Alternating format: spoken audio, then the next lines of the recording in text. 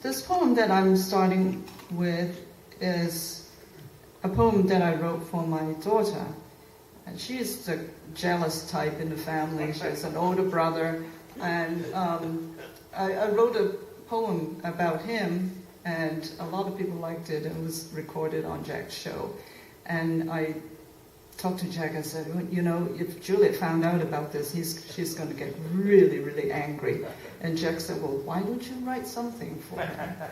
And so this, she's not going to get angry after you know, she hears that she hasn't yet, because her birthday is coming up in August, and she will be presented with this poem, and it is 5 times longer than her brother's.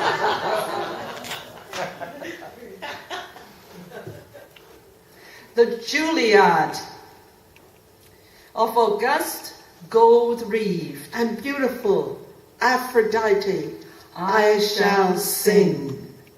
August night, the womb sheds a replica. She grew, already grown, sat honorary on a Chinese chest, kicking the elaborate carved surface of languid women in an ancient garden. Long arms, thin legs. She could not say the alphabet. Big tears, tight fists. She only knew 1 + 1 equals the sum of young, sweet chrysanthemum, spun in a white dress when she felt the blues. Was well known for group fights in school. Wrestled boys, pinned them down. Never refused a challenge. Wrote rivers of words behind closed doors. Only her pet rat could read them.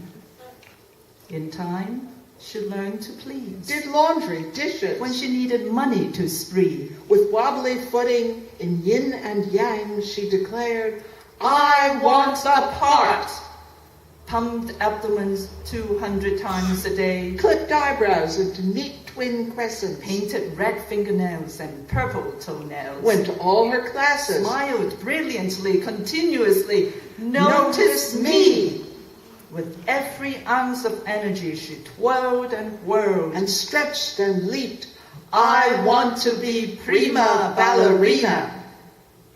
They smiled back. Lovely girl, worked so hard. Such expressions and confidence. She could really do the part. The buzz was on, meekly at first. I'm it. Then, like a breeze, it swelled from dressing room into the hall, booming. She's it. Ever heard teenage girls scream? Hugs and kisses followed by tears, a drop or two. Mom, she turned, eyes bursting with light. Suddenly, Clara. Who was more beautiful? Who was the one without a love? Lines appeared where there are none before. Snowflakes shimmering down the darkened stage. Let the wrinkles on my face gather you. Get in the car. The warmth of my palm relieve the throb. Step on the gas. Let my tears melt the broken glass. Tires screech. You haphazardly glue. I'm not coming back. My breath to slow the tempest. Head self that dims your smile. Turn up the radio. When you were very young. Fill the head with noise. You climbed into my lap. Incessant, pathetic noise. With your chubby feet. That sustains the pulse. Held my downcast head. The truck ahead is too slow. Dotted kisses on my cheeks. Curse it. Change lanes. Speed up. Your wispy hair. Trees are running backward. Brushed my face. Lampposts turned into silver streamers. And in that moment, 299 miles to Los Angeles, I saw crimson azaleas. I stopped, no rest. That bloomed in the window box. When you stop, you have to think the ghost you left behind, mother's sad eyes, father's fury, the bitchy friends you love. It is night. The man beside you smokes a cigarette. You are his now. He is yours. Fern of the forest. An old man read a love poem in front of the Trieste in North Beach. Clara, high apart, throw your wings out to the stars, to the storm, to the sea. Take what makes itself a tomorrow for your flight.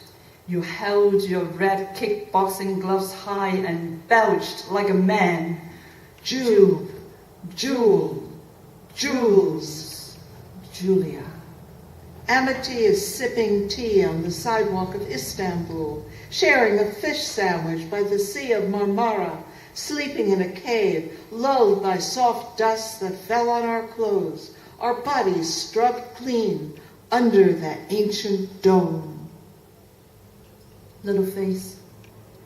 Today I passed by the Sapphire Cafe and looked in through the window. Of course, you weren't there. But for me, looking had become a habit, and I saw no reason to break it. One time you waved me into the cafe when you recognized my long yellow turban. Do people you see in Portland have such signature attire? I walked down to the gargantuan apartment building where you and Brent had lived and thought of the time you dropped your keys down the laundry chute. I chuckled, imagining your shocked expression. This was another gray day in San Francisco, but the wind had died down. The walk to Safeway was quite pleasant, but you must have grumbled when you went to buy groceries in the winter, in the rain and bitter cold. What is it like for you now, to be away? What kind of loneliness permeates your days, and what kind of liberation do you feel in this loneliness? Earlier this evening, when I was at my desk, Cookie slept on my pillows between my back and the back of the chair. I had forgotten that she was there. When I got up, she went plop onto the seat. I picked her up. Cookie, Cookie, I stroked her. She wasn't hurt, but smelled of sleep, like the scent of a baby girl. Another memory surfaces as I write this, of cradling you in my arms, and another of holding your hand. Since you left, memories are what I hang on to. They are all beautiful, even when there was sadness. She emerged from the waves of the resounding sea, restored her body on a fallen log. Anantasana, the sleeping Vishnu, wakened. She lifted her wings, A squeal of delight. firefly rising.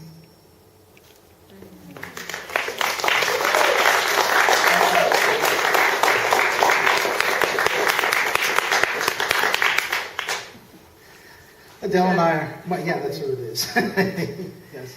Adele and I are very happy to be backup singers for Clara tonight. 20 feet from stardom.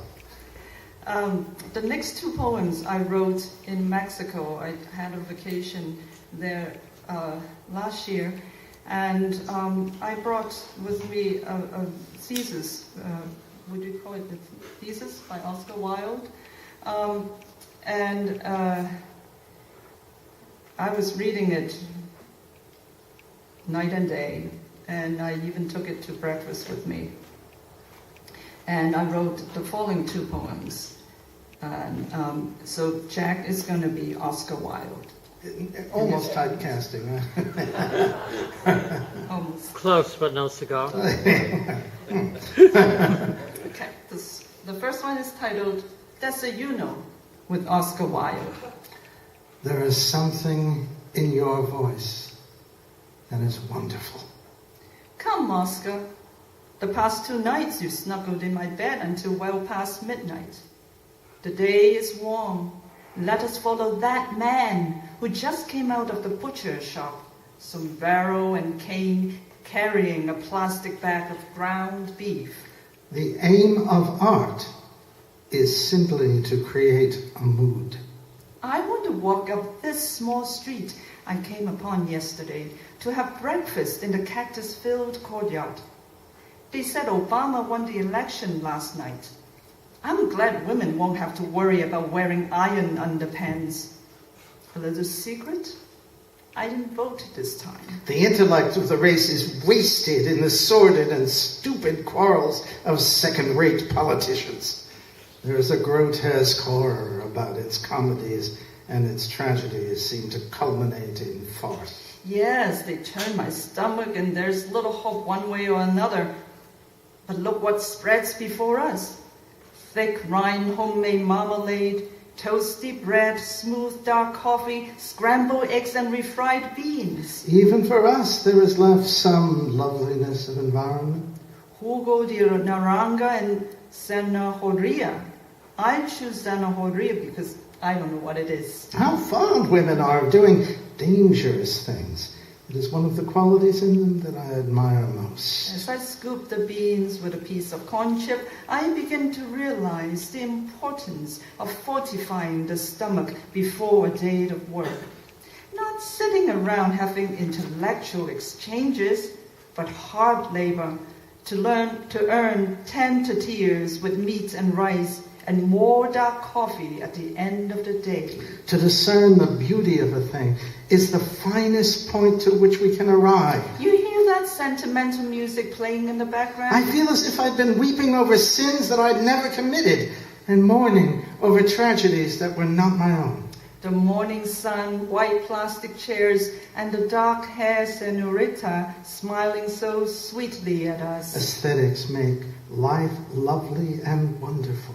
You don't know what it is to fall into the pit, to be despised, mocked, abandoned, sneered at, to be an outcast, to find the door shut against one, to have to creep in by hideous byways, afraid every moment lest the mask should be stripped from one's face, and all the while to hear the laughter, the horrible laughter of the world. A thing more tragic than all the tears the world has ever shed. Indeed. We can be here all days and do the most important thing in the world. Nothing. Thank you. More Oscar Wilde coming up. Jack always encouraged me to write a piece where voices simultaneously go down simultaneously. And I have not been able to write such a piece. But while I was reading Oscar Wilde, suddenly another voice came into my head, and it was the voice of a mother. So I wrote this piece and fulfilled my assignment. Again, Jack is Oscar Wilde. Sin. I live in terror of not being misunderstood. Sin is an essential element of progress. Without it, the world would stagnate or grow old or become colorless in its rejection of the current notions about morality. It is one of the higher ethics. Nature cares little about chastity, the mere existence of conscience, the faculty of which people hate so much nowadays and are so ignorantly proud, is a sign of our imperfect development. Indeed, I fear that the inartistic temperaments of the day busy themselves also in the matter of literature and art, for the accusations of plagiarism were endless, and such accusations proceed either from the thin, colorless lips of impotence, or from the grotesque mouths of those who possess nothing of their own, fancy that they can gain a reputation for wealth by crying out that they have been robbed. All art is immoral. They say it's a sign of the time. Bad artists always admire each other's work. Most young people just can't care less. They call it being large-minded. But dream and dream all night and day. And free of prejudice. It's because life is too easy. But a truly great artist. So they drive their parents crazy. Cannot conceive of life being shown. Dream and dream those big heads away. Or beauty fashioned. Play is more important than work. Under any condition. And that's the long and short of it. Other than those he has selected. Go ahead. Keep it up. Bon voyage. Love. Mom. Art is out of reach of morals, for her eyes are fixed upon things beautiful and immoral and ever-changing. Thank you.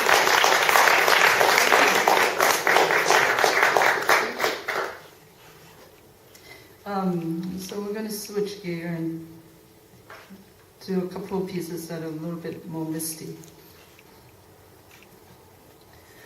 Things that are and things that dream. Cool air rushes in from an open window. The curtain fringes waver. Yes? No?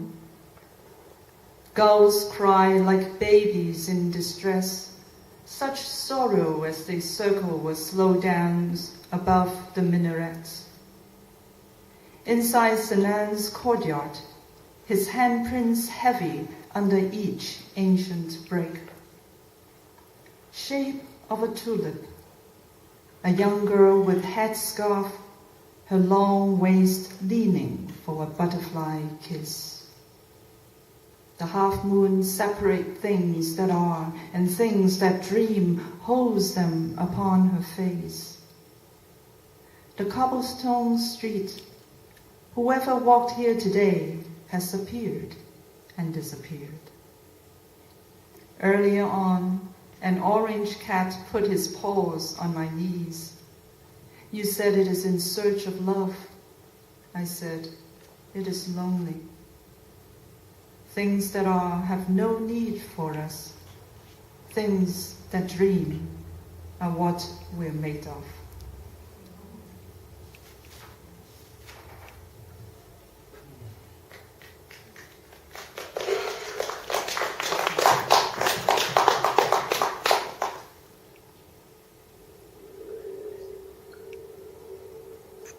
Rain. The bed, a womb, every night a returning. Slip into an underway, unseen, unknown. Into the years pours a tip jar of marbles, the hemisphere fissures. Along the beak lines, rain, little hands turn frantic, tapping, open, open, pin, pan, patty cake. What did you say? Across a continent of static, the possibility is that she has been repeating, I love you, I love you. And he's thinking of those zoos, curves, his tongue licks the air, the moist air saturated, swollen, that may burst open at any time and come down with a grunt.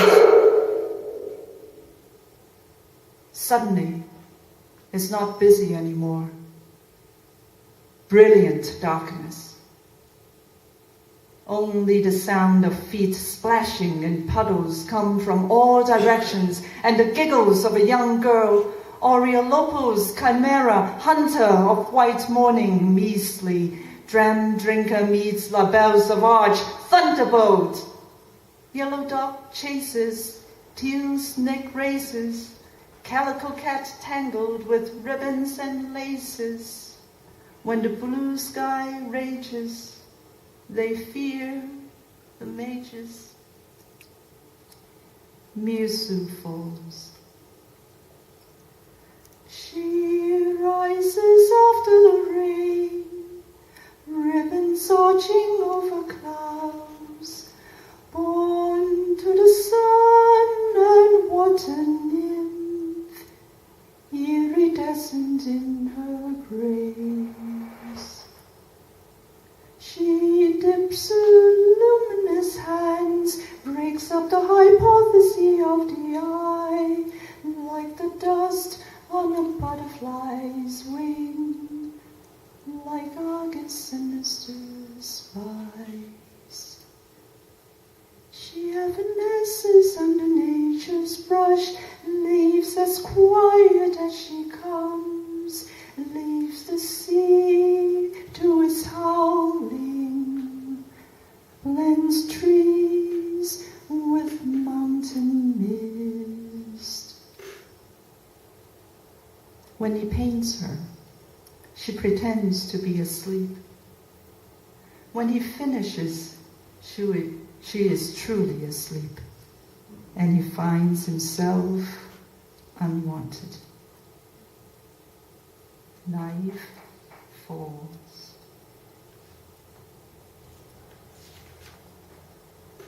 The languid fog hurries a man along a half-dark street, walks fast to get away from the stinging mist, but slow to go home to a sullen wife and children drugged in front of video game screens. It makes him wonder.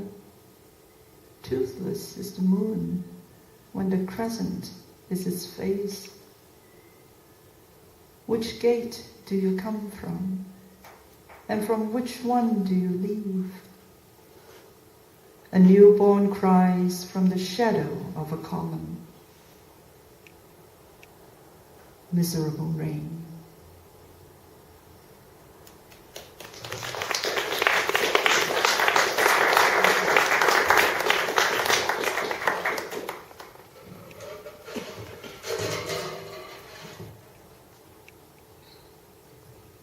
From the beach. Sea voices. Freighter on the horizon, freighter on the horizon. A bench. A girl lifts her wings, standing on a ledge. The next gust takes her into the ocean, Her dress billowing. It's overcast. The beach is sleepy. We disappear. Down, a straight long path. Misted, in, fog. Your hair, my hair, in your mouth, in my mouth. Your eyes, darkening. The sun, sand and salt.